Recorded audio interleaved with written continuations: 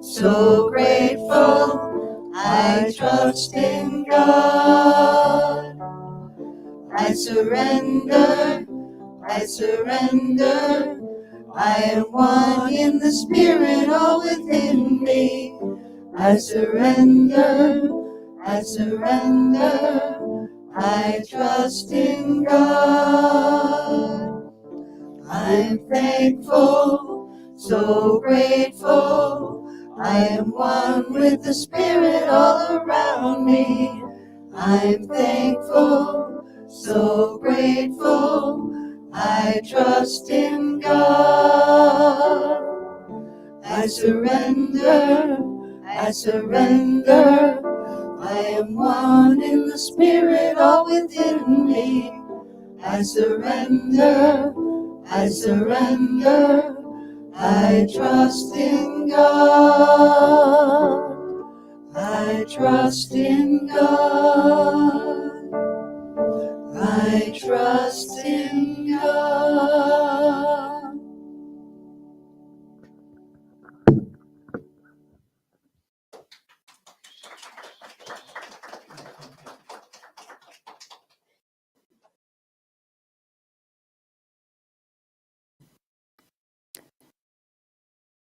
Thank you, Barbara and choir. Beautiful song. Barbara's our music director here at Unity of the Seacoast.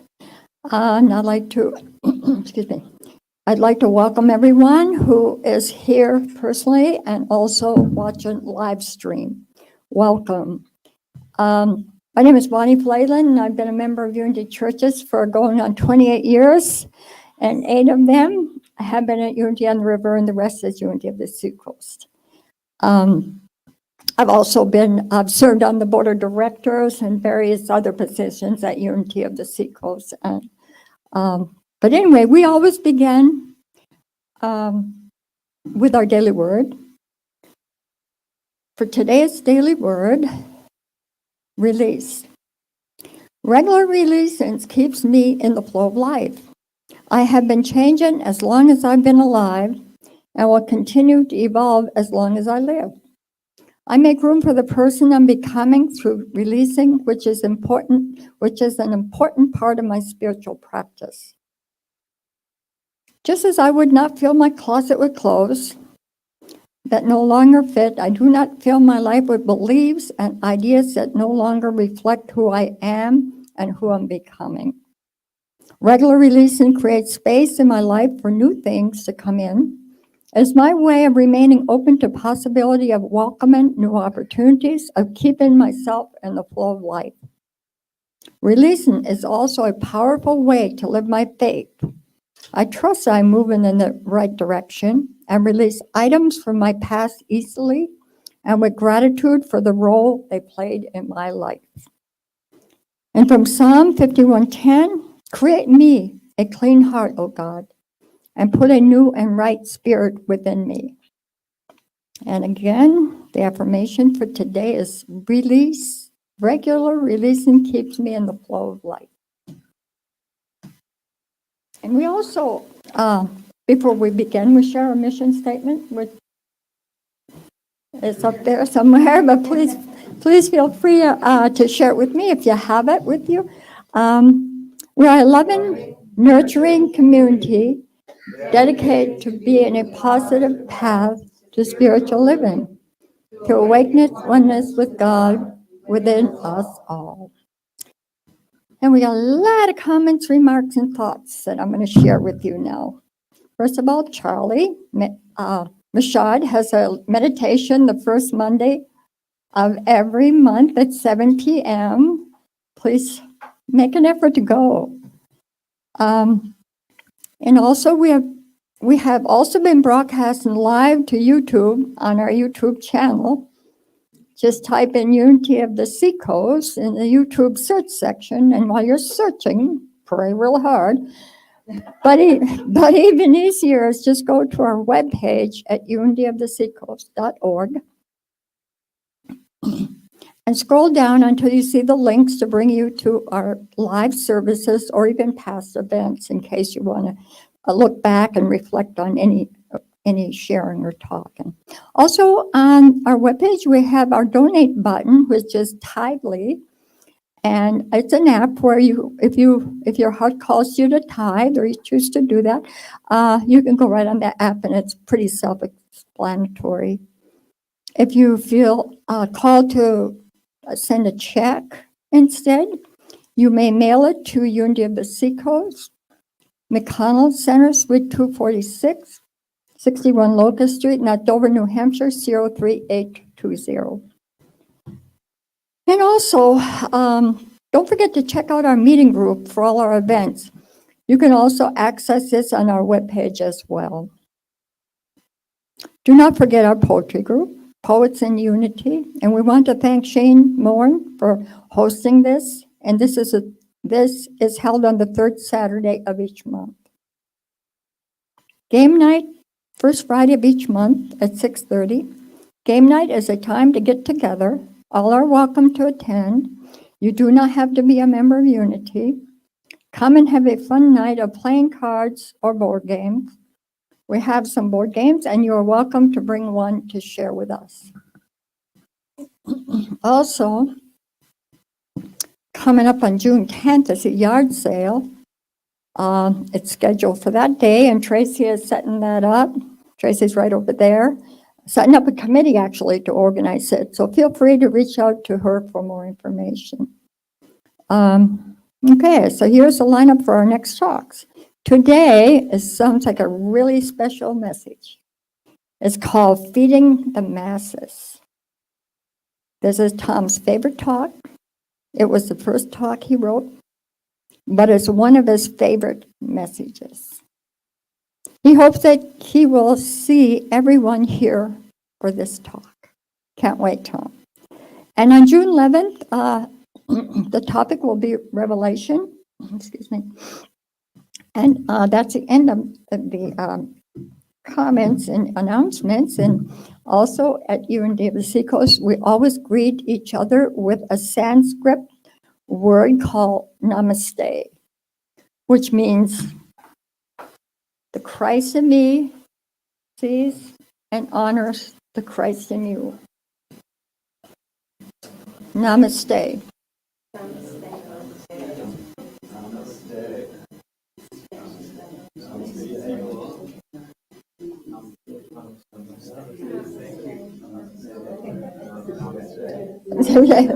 Again.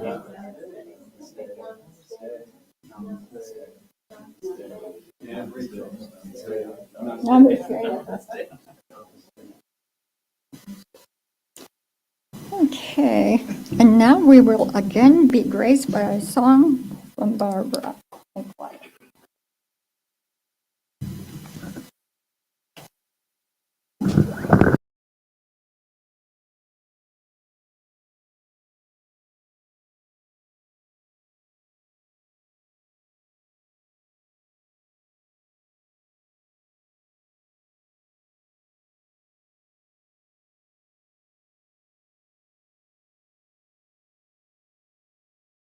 Go, letting go, holding on.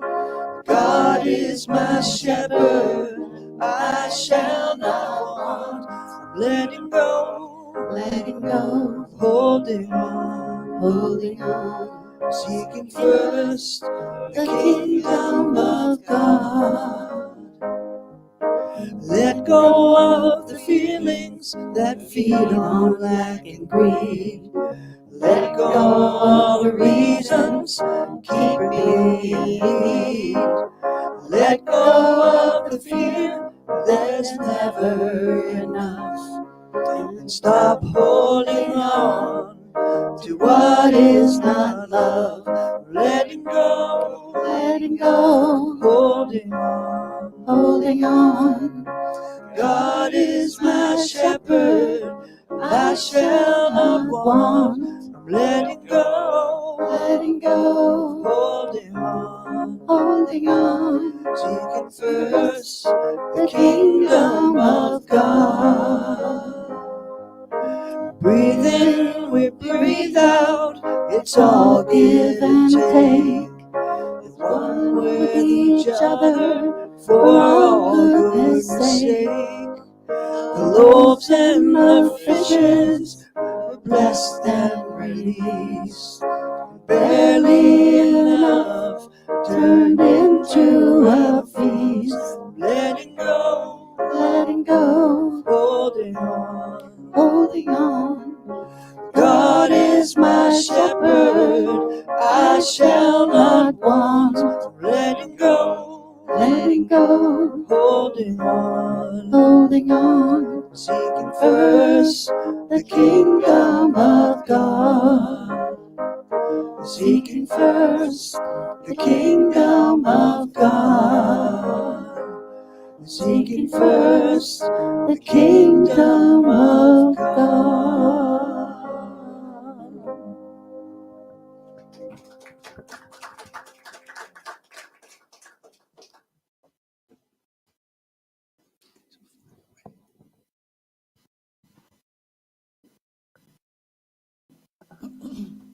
My favorite time to introduce our speaker, Tom. Gosh, what can I say about Tom? I've known Tom a long time. When he used to sit to the left of us when we were on suite, the third floor. And sometimes he'd stay for the service, sometimes he didn't because he was very, very ill at the time. He'd just undergone some major surgeries.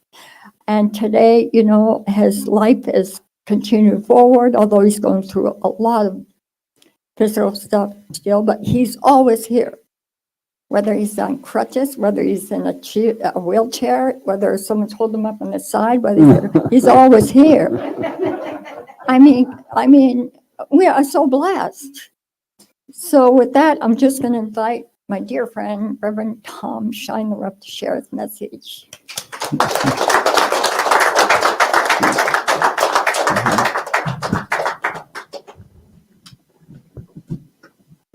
So when I first in my very first talk, I was given this white, it's called the Preacher's Stole. And I always liked the idea of having that. But because I wear white shirts a lot, I always thought it would blend in. So I went to Elisa's show, she had a show yesterday. If you ever go to see her stuff, it's just beautiful. So she had this, and I'm looking, I go, that's exactly what I would like to wear, because I like color. I like the idea of a preacher wearing something that just kind of hangs because it's kind of tradition. And so this is my new look. It's called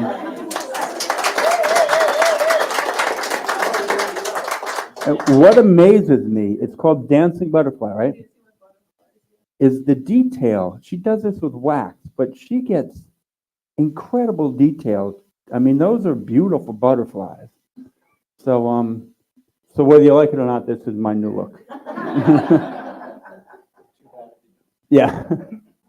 The other thing, there's a reason I never tell Barbara too much about what I'm going to talk about, because she's going to nail it better guessing.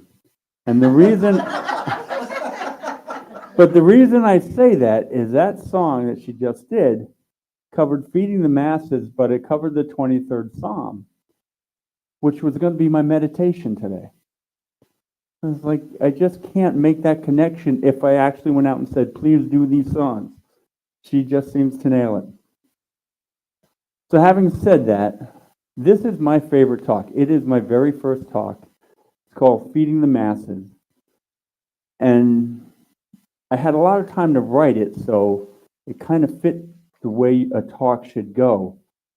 But more than that is it was a topic I broached in a class. And the teacher goes, oh, Unity doesn't believe that. And so me, being the guy who's just going to challenge anyone, I wrote it out and turned it in as an assignment. And she read it, and she goes, I never thought of it like this. And it changed the way that she looked at it. She sent it up to the president of the university, which I knew anyway. I knew her. And it got sent to a guy who runs Truth Unity. and I was asked to help work on the Unity Study Bible. So it has an important part in my life. So this is my first talk. Some of you have heard it. Some of you have heard it many times. And some of you are here for the first time. We are the people of our church. We carry each other. We come together for fellowship and unity. We come to hear and to be moved. To take something that carries us, hopefully through the week. And with luck, maybe we pick up something that we can carry through our lives. Think about the people that you come in contact with. Think about those you casually pass. Maybe those on the road, those walking down the aisles in the supermarkets or the grocery store. Would you help them? Do you click and share posts about how helpful and wonderful you are, or do you actually live it? Think about your family, your friends, your siblings, your kids, your grandchildren. Would you help them? Would you carry them? Think about those times that you were in need. Perhaps you were just tired, or maybe you were sick or injured. And maybe that person who helped you was an EMT, a doctor, or a nurse. Perhaps you were just sad, lonely, or hungry. I've been in those situations. When my kidneys originally failed years ago, those who were closest to me would not help me. Yet, at the same time, the kindness of strangers in their darkest moment reached out and they helped me and lifted me. Would you care about others when the going gets tough? Jesus feeds the multitudes. I'm going to offer you a version of this story that's different. And I'm not telling you to believe this interpretation, but I'm using this to give you permission. So when you read the Bible, you can understand that you can look at it through any lens you want. And you can expand the conversation by looking at it through your own lens and talking about it, because that changes the way the world looks at it. You know, it shouldn't be locked into one opinion. I invite you to use allegory and metaphysics to expand your view and in turn expand us. And I've carried this story with me often. It's my favorite story in the Bible, or one of them. And it happens twice, once with 5,000 and once with 4,000. It's a story of manifestation. It's a story of human nature on several levels. Mark chapter 6, verses 35 through 44. When it grew late, his disciples came to him and said, "This is a deserted place, and the hour is now very late. Send them away, that they may go into the surrounding country and villages and buy something for themselves to eat." But he answered, "You give them something to eat." And they said, "Are we to go buy 200 denarii worth of bread and give it to them?" And he said to them, "How many loaves do we have? Go and see." And when they found out, they said, 5 loaves and 2 fish. And he ordered them to get all the people to sit down in groups on the green grass. So they sat in groups of hundreds and fifties. And taking the loaves and the 2 fish, he looked up to heaven. He blessed and broke the loaves. And he gave them to his disciples and set them before the people. And he divided the 2 fish among them, and all were filled. And they took up the 12 baskets full of broken pieces of bread and fish, and those who had eaten the loaves numbered 5,000 men. Now this story is basically the same in all 4 Gospels. Jesus had been talking to the masses, and he tried to break away. He went to this deserted place to get some solace. Yet his words were so powerful that they follow him. It's late, the disciples were hungry, and they knew that the people probably were as well. So they asked Jesus, and Jesus says, they ask him, "How do we feed them?" And he simply says give them something to eat. And they declare that it would take a half a year's wages to feed them all. And when he asks how much food do we have, they tell him 5 loaves and 2 fish. And to me, this is where it gets really interesting. It shows his knowing against the lack that the disciples see. Because Jesus is a study in human nature. He knows it. He knows people. He is so dynamic, so much so that these people flock to hear him speak. His disciples see only 5 loaves and 2 fish.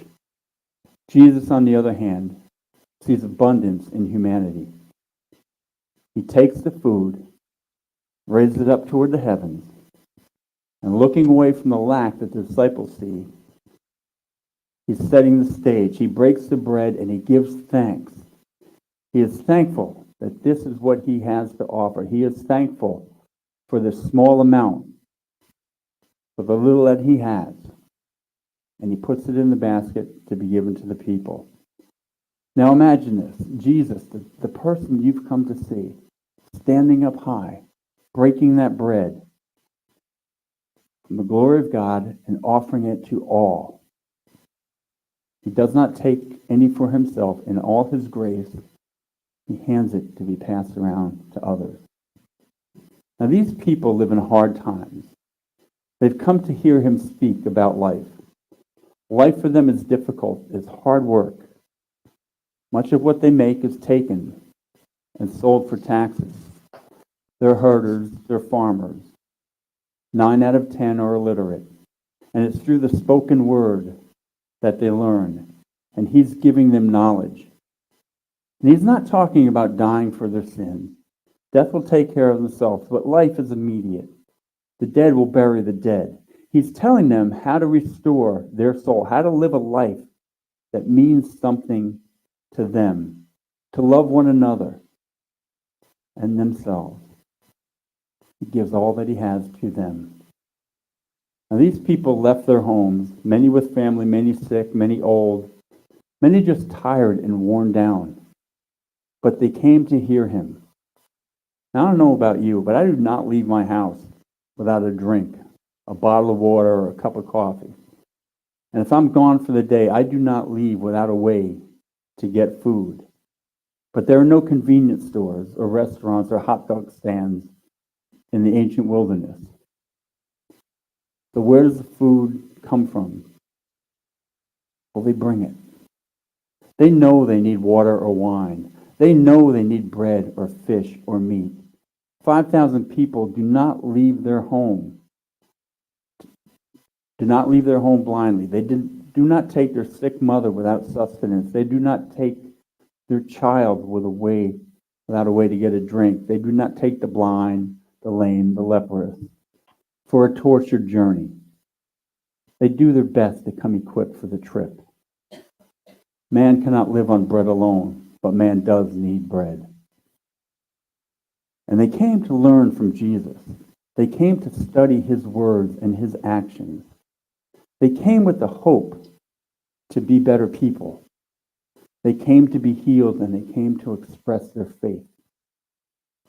Arms stretched high, he holds all that he has, and then he offers it to them. And as the baskets go around, something amazing happens. Those who need food eat, but those who have find their hands reaching into their pockets or their satchels and taking out what they can, and they add it to the basket. Piece of bread from this one, dried fish from this one, piece of meat from this one. Now this is Adam and Eve stuff. These people are stripped naked, not of clothes, but to their real selves. This is a moment of action for each one of them. This is where his example either takes flight in them or it dies. They face their inner self and the choice they now must make. This is the 12 powers coming into action, and he has not said a word. This is faith. Faith in the true nature of people. Faith in abundance. Faith in others. This is will. His will for people to give of themselves for the betterment of each other. This is love, his love for others and others for him. And it becomes love for each person as those baskets go around. It's understanding, his understanding of human nature, as well as his understanding of the masses and his understanding of the gesture that was needed in this moment. This is imagination. It takes imagination to create this gesture and to use this drama as an example. Charles Fillmore once wrote, "It's through imagination that the formless takes form." This is dominion. His dominion over the situation. He's taking control because he understands if no one can eat, they all go home. This is judgment. With this gesture, people forego their judgment of each other and they reach out and they lift each other and they feed each other. This is order. There is order in the way all this happens. And strength. There is strength in the symbolism, in the gesture. And there is strength in the man. This is life. He's providing the basics of life. There's life in food, and there's life in his words. It is zeal. It's zeal that led these people to hear him. It's the zeal that led these people to respond to this gesture. And it's elimination. It's elimination because he refuses to accept lack. He casts that out immediately and fills the air with abundance. And as they reach in, and as the baskets move right through the crowd, this happens over and over till everyone is fed. Can you think of another time that baskets are moved for the crowd and people put in what they have to be used to help others and those who have less? Churches do this every week, but I don't ever know if they ever make that connection to this story. See, the miracle is not that he magically created food from nothing. And I'm going to tell you, I believe that you can manifest from everything. We do miracles every day. I mean, we turn a TV on from across the room. The fact that we have a TV is a miracle of people back then. Miracle 1950s, people could not imagine the remote stations that we have.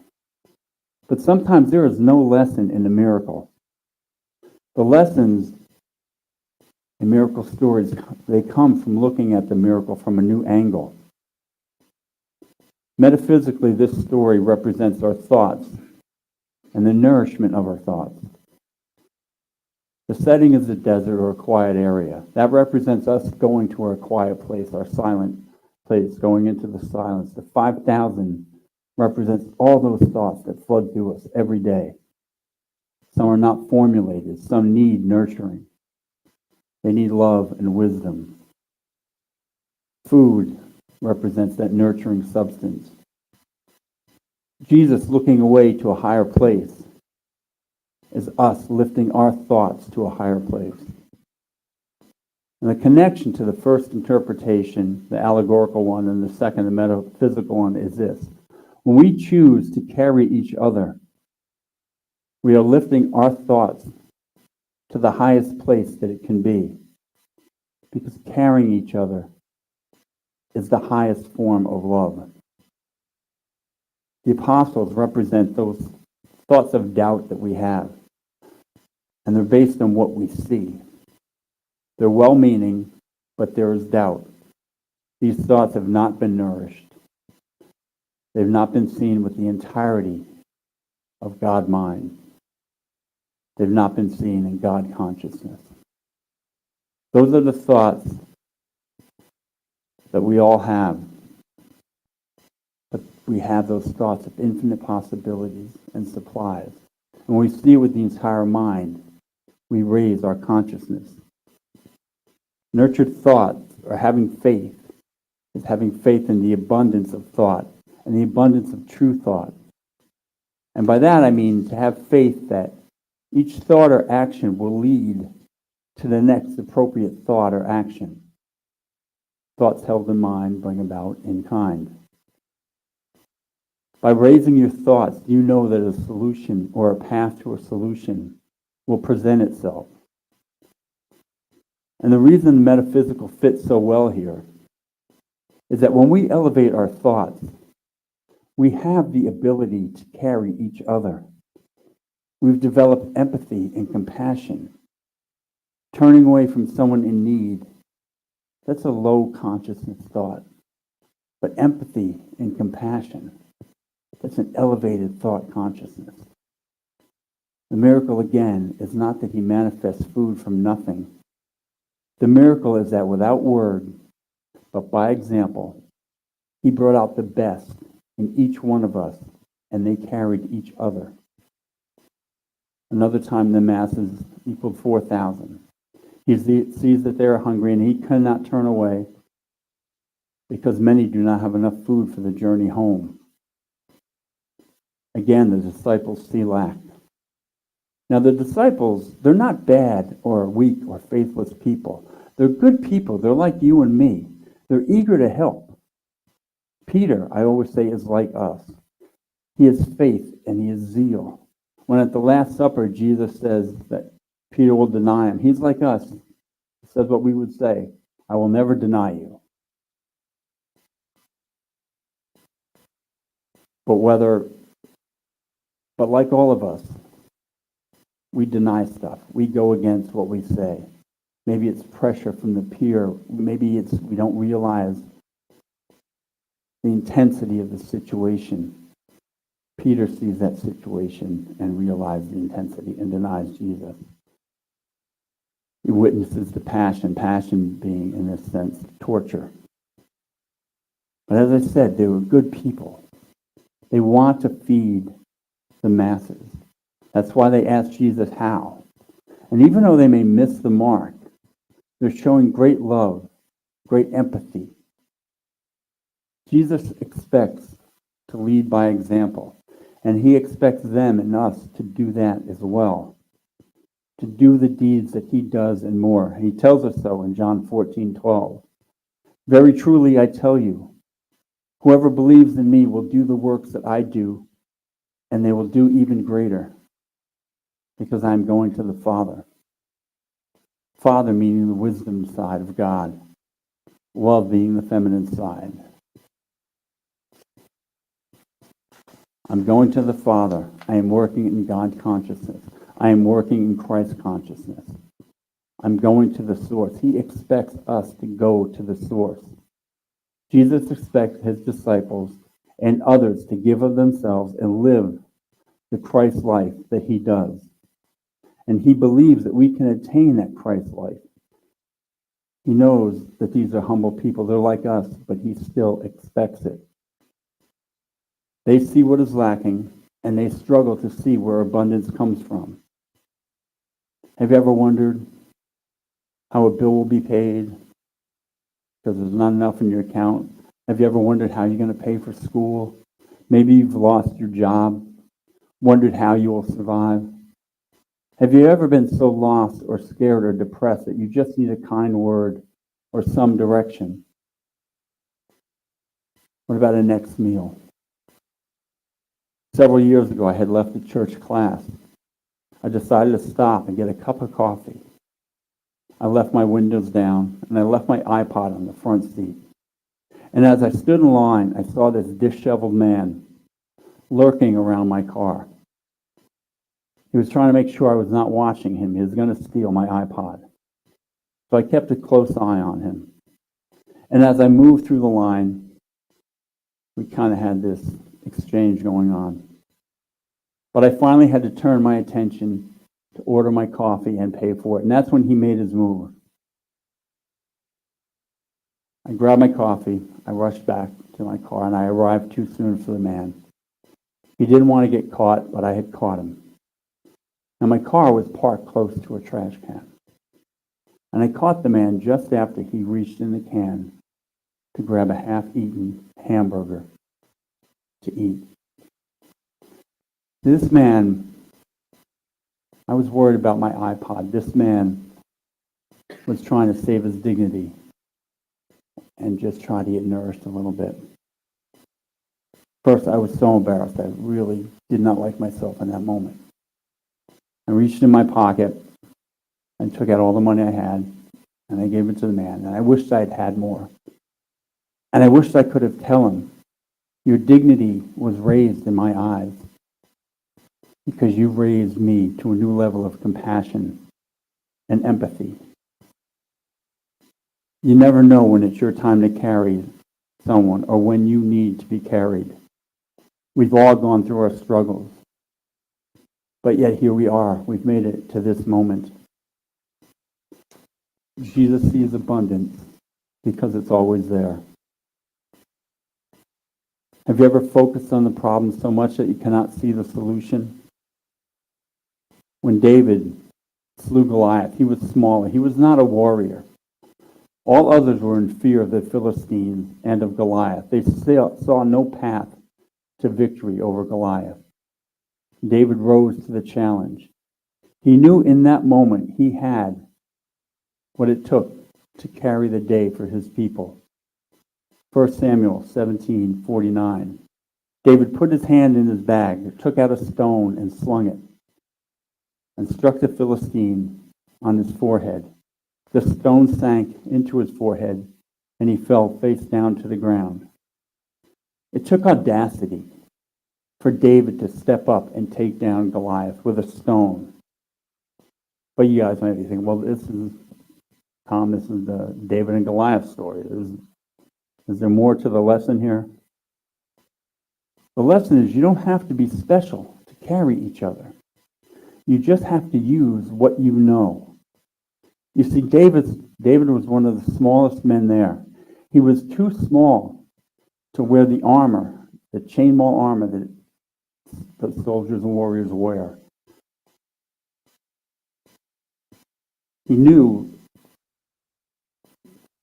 all those men who were about to do battle, both the Jews and the Philistines, were warriors.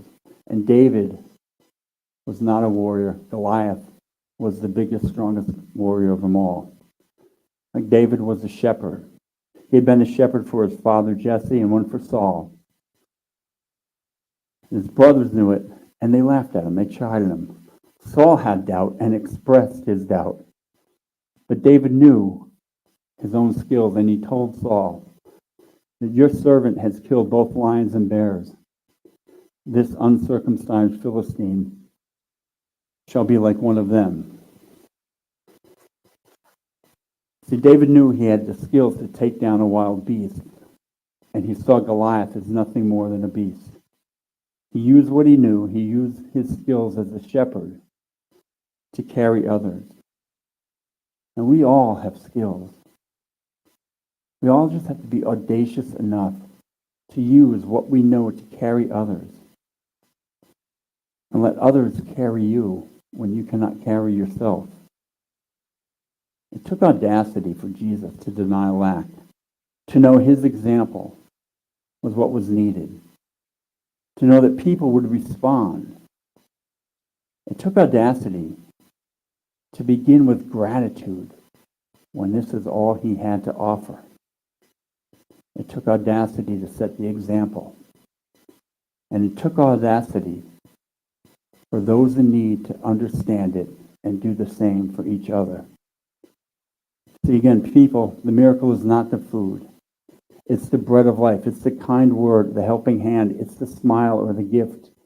It's the not turning away when like a kid is eating from the buffet just because he needs it. It's not deciding that a homeless guy is a bum because he's trying to sneak a meal. It's not deciding a parent needs to be drug tested before the child can get assistance.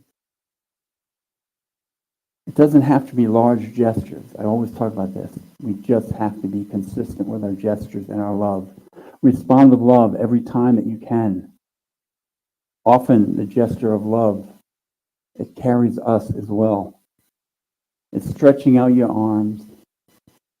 It's lifting others up and holding humanity to the heavens and giving thanks for anything that you have to help carry the moment, even if it's just for a moment. You know, when I had a heart surgery years ago, I was coming out of in and out of consciousness. And I remember the female doctor, what do you keep saying? And I kept saying the 23rd Psalm, because it's about faith and it's about abundance. And it's called the Psalm of David. So I'd like to turn this to a meditation, and I'll step away for a moment.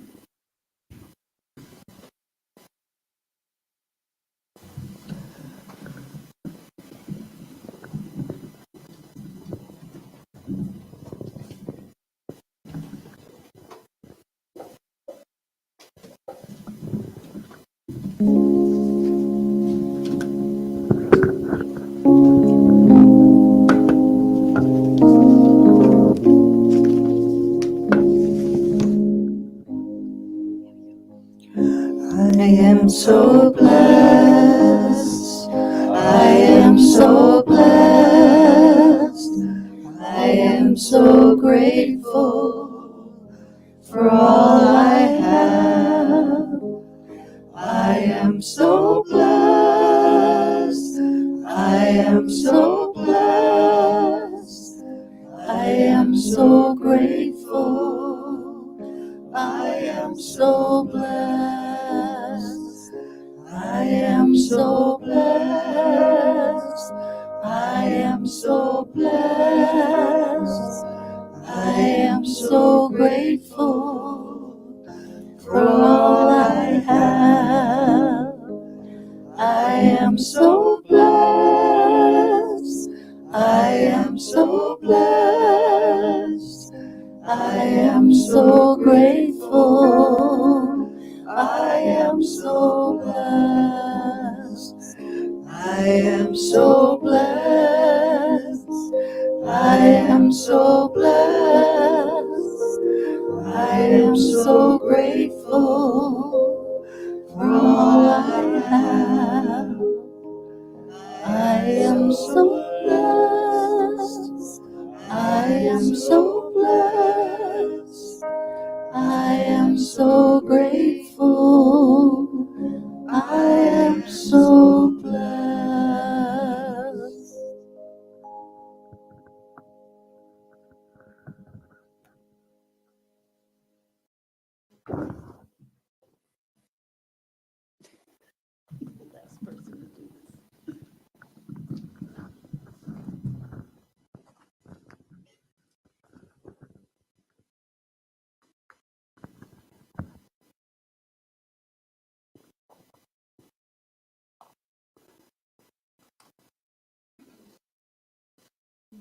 So I say that I like color. I don't know if anyone's noticed Rachel's hat. And I assume that came through your hands. Wow. Really? Well, tell her I'm impressed. I'm going to ask everyone to get comfortable. Take in a deep breath.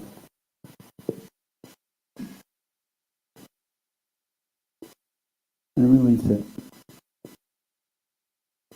And find your own comfortable breathing pace.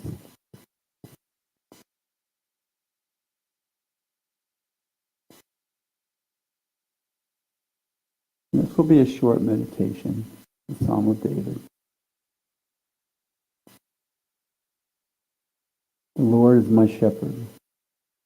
I shall not want. He makes me lie down in green pasture. He leads me beside still waters.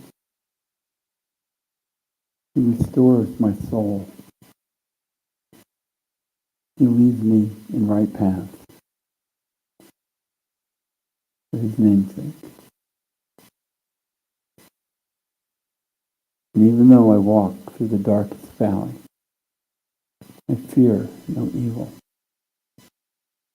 for you are with me. Your rod and your staff, They comfort me. You prepare a table before me in the presence of my enemies. You anoint my head with oil. My cup overflows. Surely goodness and mercy shall follow me through all the days of my life, and I shall dwell in the house of the Lord my whole life long.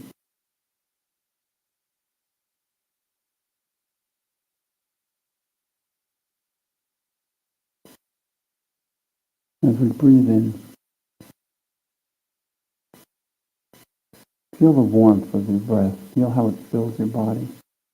And hold that for a moment.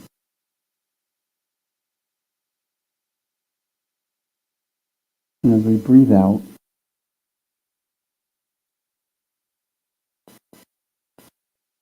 think of the moments in life when we've had abundance, when we felt the love of others lift us, care for us.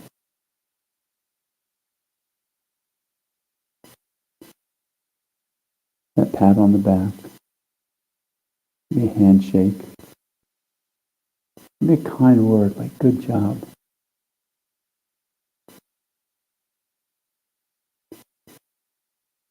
Maybe you had a time when you weren't sure where your food was coming from, yet somehow it showed up.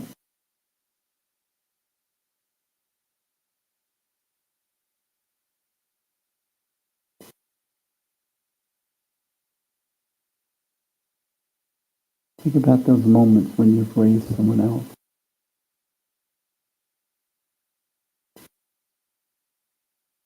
You've been able to give a kind word.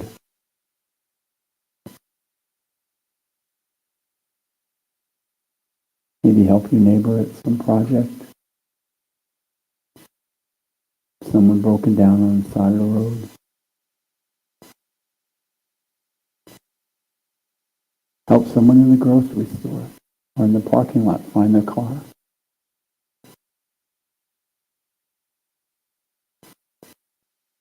We've all done these small gestures. And it's these small gestures that connect us to each other.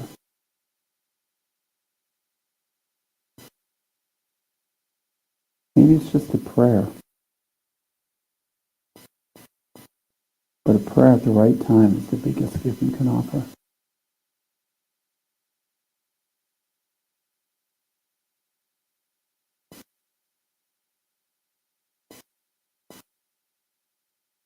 I'm going to move this to the prayer for others.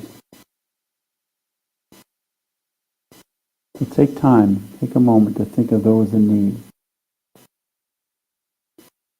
Again, if you're listening online, feel free to type in their initials or an emoji or just a little happy something. And if you're here, think of that person and just hold them close in your thoughts and your heart.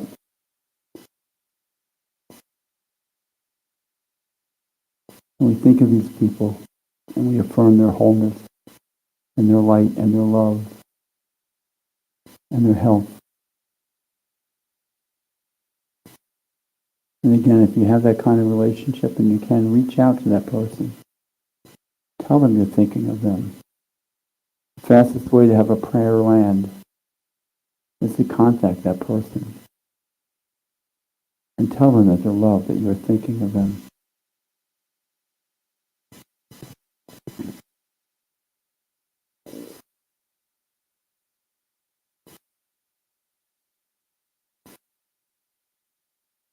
I invite you back.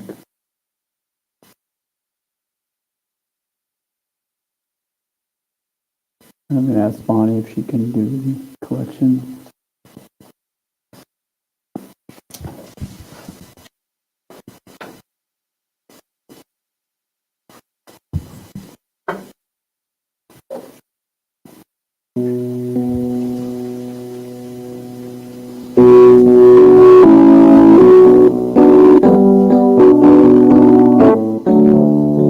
Tried to remember, I can never first habits made in nearly 70 days. Losing weight without speed, eating sunflower seeds, drinking lots of carrot juice and soaking up rays. At night, I'd have these wonderful dreams, some kinds of sensuous treat.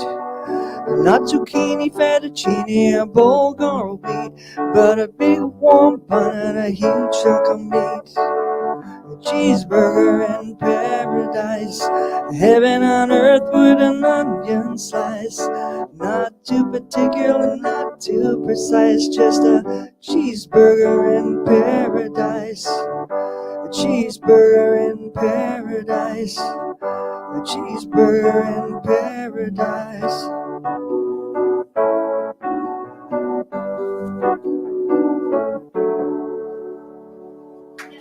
Awesome. You won't get that in the Catholic Church.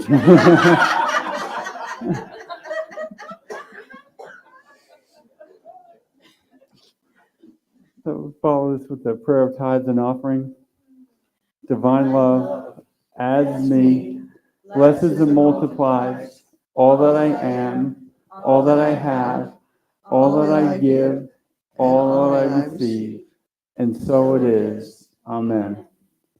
I'd like to close this out with the prayer of protection, and then I'll step away and you join us for the peace song. The light of God surrounds me. The love of God enfolds me. The power of God protects me. The presence of God watches over me. Wherever I am, God is, and all is well, and we are richly blessed. I thank you all for indulging me today.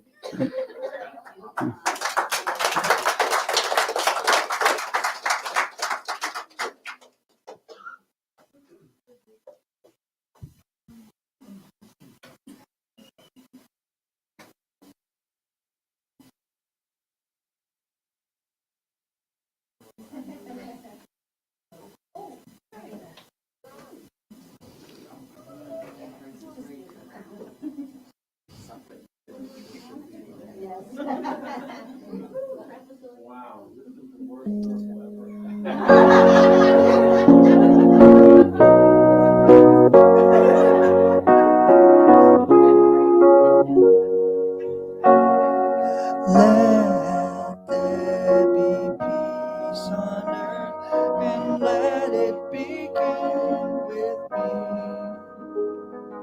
Let there be peace on earth, the peace that was meant to be, with God as creator, in oneness all are we. In love we walk with each other, in perfect harmony.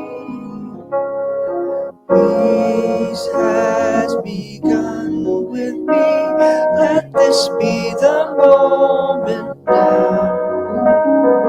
With every breath I take, this truth is my joy is found. Live each moment to love each moment, peace eternal.